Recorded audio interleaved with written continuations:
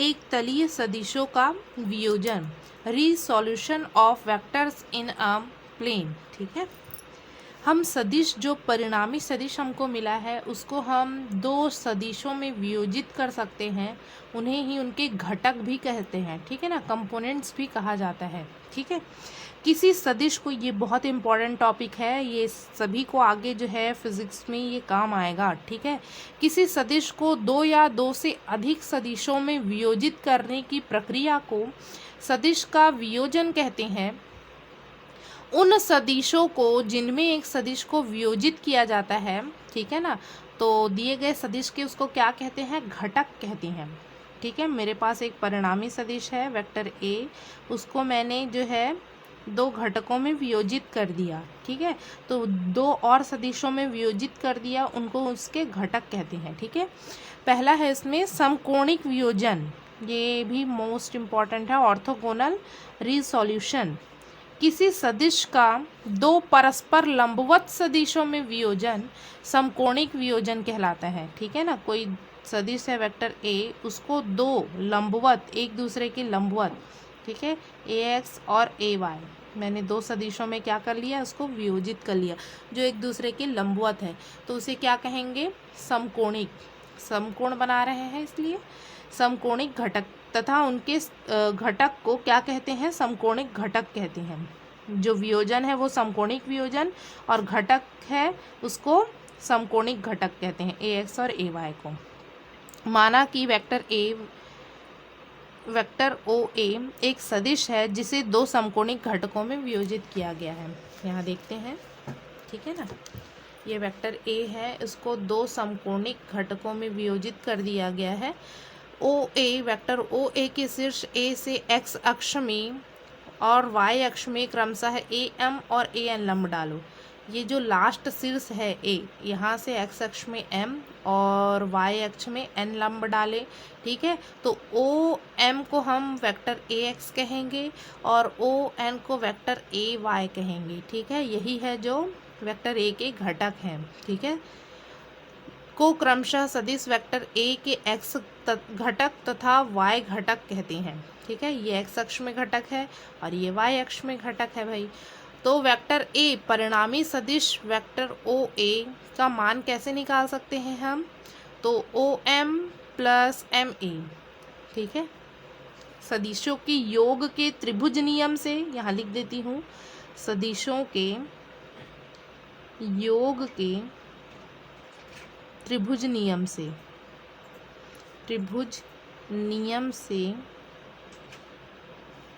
ठीक है ना, ये O M vector O M M A, तो ओ एम की वैल्यू क्या है, वेक्टर ए एक्स। ठीक है, और ए एम किसके बराबर है, ओ एन के बराबर है, तो मैंने ओ एन लिख लिया है इसको, ये वेक्टर ए वाई के बराबर हो गया। तो वेक्टर ए का जो परिणामी सदिश है वो किसके बराबर मिल गया, ए एक्स प्लस ए वाई के बराबर मिल गया। अब हमको ए एक्स और ए वाई की जो है वैल्यू निकालनी है। ठीक है, तो उसके लिए मैं क्या करूँगी, त्रिभुज ओ ए एम लेके चलूँगी, इसमें साइन थीटा और कॉस थीटा मान निकालूंगी, तो ए एक्स और ए वाई निकल आएगा। ठीक है ना, यदि सदिश वेक्टर ए का एक्स अक्ष से झुकाव थीटा हो तो, ठीक है, ये जो परिणामी सदिश वेक्टर ए है उसका एक्स अक्ष से झुकाव क्या हो, थीटा हो, तब त्रिभुज ए एम ओ में कॉस थीटा बराबर आधार बटे कर्ण, आधार क्या है ओ एम, कर्ण क्या है ओ ए, तो आधार बटे कर्ण, ओ एम बराबर आएगा ओ ए कॉस थीटा। ओ एम क्या है, ओ एम है वेक्टर ए एक्स। ठीक है, यहाँ जो है ओ एम को मैंने वेक्टर रूप में नहीं दर्शाया है, परिणाम के रूप में दर्शाया है, तो ये भी परिणाम के रूप में ही आएगा। ठीक है, परिमाण के रूप में, वेक्टर नहीं लगाएंगे।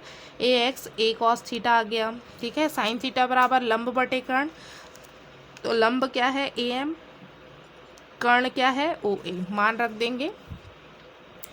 ए एम बराबर आएगा ओ ए कॉस थीटा, ए एम की वैल्यू क्या है, ए एम जो बराबर है ओ एन की, मतलब ए वाई, तो मैंने यहाँ ए वाई लिख दिया, ए वाई बराबर ए साइन थीटा, ओ ए की वैल्यू ए साइन थीटा। ठीक है ना, समीकरण 2 व 3 मोस्ट इम्पॉर्टेंट है। ठीक है ना, समकोणिक घटकों के परिमाण को निरूपित करता है, यहाँ वेक्टर नहीं लगा है ना, मतलब परिमाण है ये।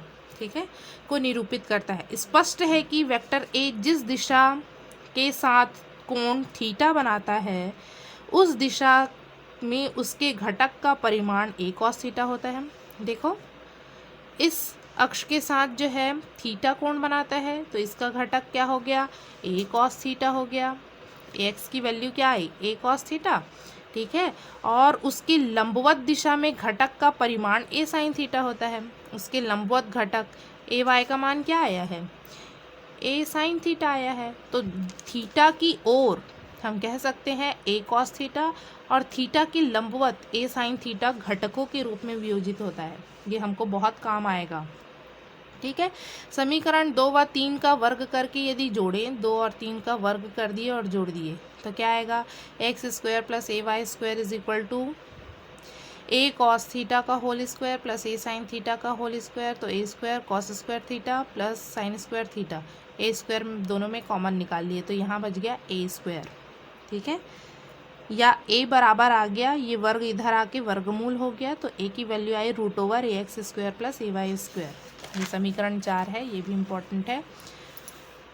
मापांक देख लेते हैं। तो मापांक क्या होगा, vector A is equal to root over mod of A vector A X का whole square plus mod of vector A Y का होल स्क्वायर। मॉड कैसे निकालेंगे, तो एक्स अक्ष में घटक और वाई अक्ष में जो वेक्टर है उसका वर्ग करके और मॉड निकाल के, ठीक है ना।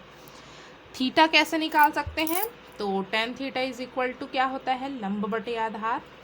तो लंब है ए वाई और आधार है ए एक्स, ठीक है। तो यहाँ से आ गया हमारे पास, यदि एक्स अक्ष और वाई अक्ष की धनात्मक दिशा में एकक सदिश को आई केप और जे केप से निरूपित किया जाए, ठीक है ना। एक्स अक्ष के लिए हम एकक सदिश आई केप यूज़ करते हैं, वाई अक्ष के लिए जे केप और जेड अक्ष के लिए जो है के कैप का यूज़ करते हैं, ठीक है। यदि किसी क्वांटिटी के साथ मैंने 2 आई केप लिखा है, मतलब ये 2 कौन से अक्ष में होगा, एक्स अक्ष में। 3 जे केप लिखा है, मतलब 3 कौन से अक्ष में होगा, वाई अक्ष में। 4 के केप लिखा है, मतलब ये कौन से अक्ष को दर्शाएगा, जेड अक्ष को, ठीक है ना। और ये यूनिट वेक्टर है, इकाई सदिश है, तो साथ में गुणा 1 का 2 के साथ गुणा करोगे तो 2 ही आएगा, 3 का 1 के साथ गुणा करोगे तो 3 ही आएगा, ठीक है। ये यूनिट वेक्टर है। तो हमारे पास A X is equal to आएगा A I cap A X और A Y is equal to J cap A Y, ठीक है ना। तो इस प्रकार से हमको ये याद रखना है, बहुत मोस्ट इम्पॉर्टेंट है।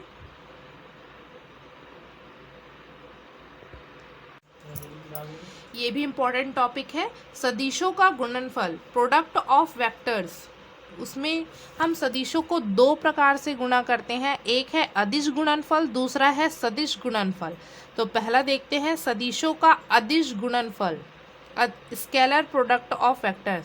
जब 2 सदिशों को गुणा करेंगे तो लास्ट में जो क्वांटिटी मिलेगी वो अदिश राशि मिलती है, इसलिए सदिशों का अदिश गुणनफल कहते हैं उसे, ठीक है ना। इसको पढ़ा जाता है vector A dot vector B is equal to A B cos theta.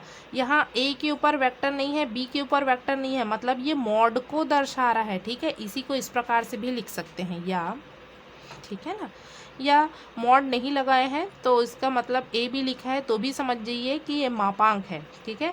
तो वेक्टर ए और वेक्टर बी यदि थीटा कोण बनाते हुए एक दूसरे से हैं तो हमारे पास vector A dot vector B बराबर क्या आता है, ए बी कॉस थीटा, ठीक है।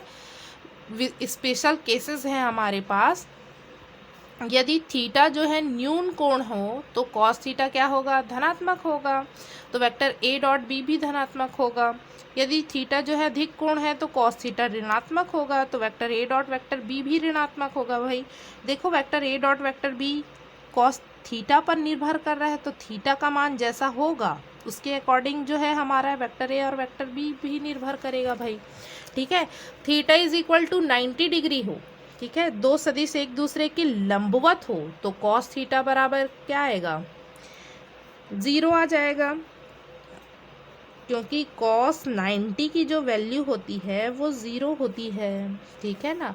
तो हमारा जो वैल्यू है vector A dot vector B is equal to mod of vector A mod of vector B cos 90 0, मतलब ये वाला टर्म पूरा 0 हो जाएगा, तो vector A dot vector B बराबर 0।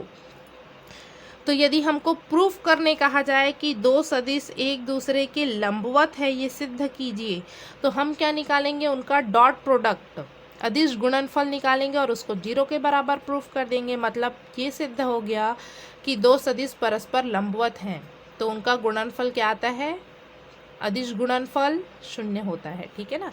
अब थीटा इज इक्वल टू 0 हो तो कॉस थीटा बराबर 1 हो जाएगा, क्योंकि कॉस 0 की वैल्यू क्या होती है, 1 होती है। तो vector A dot vector B बराबर ए बी आ जाएगा। ठीक है।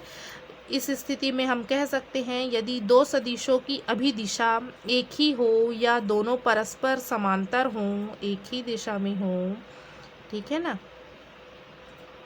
तो उनका गुणनफल क्या आता है, अदिश गुणनफल उनके परिमाणों के गुणनफल के बराबर होता है। देखो उसके मॉड के गुणनफल के बराबर है। ठीक है।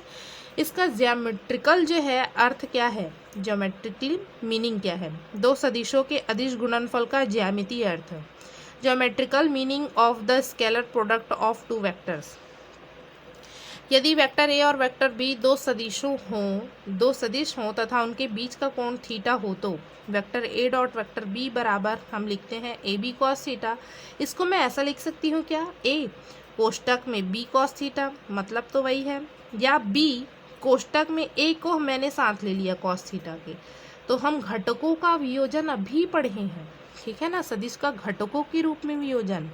तो ये वेक्टर बी और ये वेक्टर ए है। ठीक है। दोनों के बीच का कोण है थीटा। तो इस प्रकार से मैंने यहाँ लंब डाला। ठीक है ना। तो ये जो पोर्शन आएगा बी का थीटा की ओर घटक क्या होगा, बी कॉस थीटा होता है कि नहीं, बी का थीटा की ओर घटक बी कॉस थीटा होगा।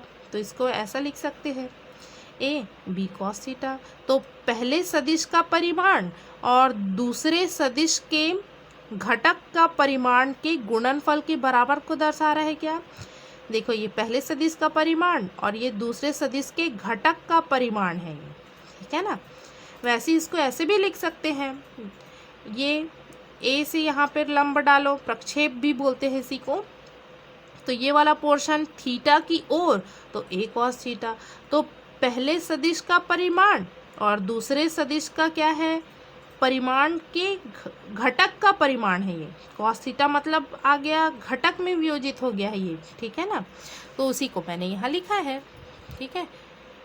दो सदिशों का अदिश गुणनफल उनमें से किसी एक सदिश के परिमाण तथा दूसरे सदिश के पहले की दिशा में अदिश घटक के गुणनफल के बराबर होता है। ठीक है ना। दूसरे के पहले की दिशा में, ठीक है, दूसरे के पहले की दिशा में क्या होता है, अदिश घटक के गुणनफल के बराबर होता है। समझ में आया सभी को, घटक नियोजित हो जाता है भाई। दो समान सदिश हैं, उनका अदिश गुणनफल, तो वेक्टर बी की जगह भी वेक्टर ए रख दो। अब वेक्टर ए के साथ कितना कोण बनाएगा भाई, अपने साथ ही 0 1 का कोण बनाएगा, cos 0 1 होता है। तो ए का स्क्वायर आ गया। ठीक है ना। तो vector A dot vector A को हम लिख सकते हैं ए स्क्वायर, मतलब यहाँ मापांक का वर्ग भी लिख सकते हैं इसी को। ए मतलब क्या होता है, मापांक होता है कि नहीं, वेक्टर नहीं है तो। ठीक है ना। तो इसको भी याद रखना है। दो सदिशों के अदिश गुणनफल के कुछ प्रॉपर्टीज है, गुण हैं, वो देख लेते हैं हम। क्रम विनिमय नियम का पालन करेगा, वितरण नियम का पालन करेगा। देखो डॉट वितरित हो गया, A dot B plus A dot C. ठीक है। अदिश के सापेक्ष साहचर्य नियम, किसी अदिश से हम यदि गुणा करेंगे तो वो साहचर्य नियम का पालन करता है। आई केप जे केप के केप, ये सभी क्या है, यूनिट वेक्टर्स है। कैप आ गया नाम। ठीक है, एकक सदिश है। तो इनका अदिश गुणनफल कैसा होगा देखते हैं। तो आई केप का आई केप से करेंगे, मतलब आई केप मतलब एक्स अक्ष की दिशा को दर्शा रहा है। ठीक है ना। एक्स अक्ष का एक्स अक्ष के साथ कोण क्या बनेगा, 0, तो कॉस की जगह 0। और हम जानते हैं ये यूनिट वेक्टर है, इसका मापांक क्या होगा, 1 होगा। cos 0 भी 1 होगा, तो 1 आ गया। वैसे ही जे केप का गुणा करेंगे तो 1, के केप का तो 1, परंतु आई केप और जे केप का करेंगे। आई केप जो है एक्स अक्ष को दर्शा रहा है और जे केप जो है वाई अक्ष को दर्शा रहा है। दोनों के बीच का कोण 90 अंश होता है। तो यहाँ उनका मॉड जो है 1 1 आ गया, परंतु थीटा क्या हो गया, 90 हो गया जी। तो ये हो गया 0। वैसे ही जे केप और के केप को दर्शाएंगे, तो ये वाई अक्ष और जेड अक्ष को दर्शाएगा। ठीक है, दोनों के बीच का कोण क्या होता है, 90 अंश होता है। ठीक है ना, तो तो ये भी क्या हो गया, 0। वैसे ही के केप और आई केप, के केप मतलब जेड अक्ष और आई केप मतलब एक्स अक्ष। ठीक है ना, दोनों के बीच का कोण 90 अंश होता है, तो हमारा इसका भी गुणा क्या आ गया जी, 0 आ जाएगा। ठीक है ना, तो आई केप का गुणा होता है जे केप का और के केप का, बाकी जब गुणा करेंगे तो 0 हो जाता है भाई। तो इसको कैसे दर्शा सकते हैं हम, यदि 3 विमाएँ दी गई हैं, 2 सदिशों का अदिश गुणनफल कैसा होगा। वेक्टर ए बराबर दिया है A X I cap plus A Y J cap plus A Z K cap. Vector B दिया है B X I cap plus B Y J cap plus B Z K cap. ठीक है ना, तो यदि इनका गुणा करेंगे A B vector A dot B तो क्या आएगा, तो ए एक्स का ए एक्स के साथ होगा, आई केप का आई केप के साथ, जे केप के साथ और के केप के साथ करेंगे तो क्या हो जाएगा जी, 0। इसलिए आई केप का आई केप के साथ, जे केप का जे केप के साथ, के केप का के केप के साथ, और उसका मान क्या हो जाता है, 1 1। ठीक है, मतलब ए एक्स बी एक्स बचेगा, A Y B Y plus A Z B Z. समझ में आया सभी को। तो vector A dot vector B is equal to आ जाएगा ए बी कॉस थीटा बराबर vector A dot vector B upon A B. Vector A dot B का वैल्यू हमने लिख दिया यहाँ से। ठीक है ना, तो इस प्रकार से। और 2 सदिशों के अदिश गुणनफल के कुछ उदाहरण हैं। कार्य है एफ डॉट वेक्टर एस लिखते हैं, एस विस्थापन है, एफ एस कॉस थीटा लिखते हैं। और चुंबकीय फ्लक्स है फाई, चुंबकीय क्षेत्र इंटू क्षेत्रफल सदिश बी ए कॉस थीटा। ठीक है ना, कॉस डॉट आ गया मतलब कॉस थीटा मल्टीप्लाई हो जाएगा। ठीक है ना, ध्यान रखेंगे इसका।